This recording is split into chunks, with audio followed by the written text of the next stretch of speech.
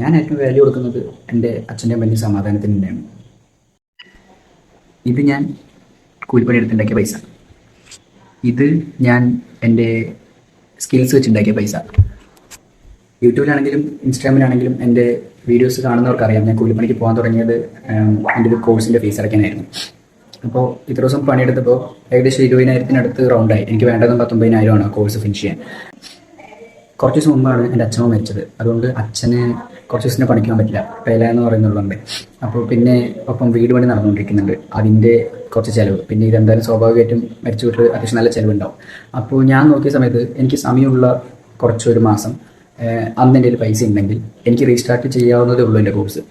ഈ ഒരു സിറ്റുവേഷനിൽ ഈ ഒരു പൈസ ഞാൻ കോഴ്സിന് കൊടുക്കുന്നതിനേക്കാളും ആവശ്യം എൻ്റെ വീട്ടുകാർക്കാണെന്ന് മനസ്സിലായി. കാരണം ഞാൻ ഏറ്റവും കൂടുതൽ വാല്യൂ ചെയ്യുന്നത് അവൻ്റെ സമാധാനമാണ്, അവരുടെ സന്തോഷമാണ്. സ്വാഭാവികമായിട്ടും എല്ലാ മക്കളും അതിനെല്ലാം ആഗ്രഹിക്കുന്നത്.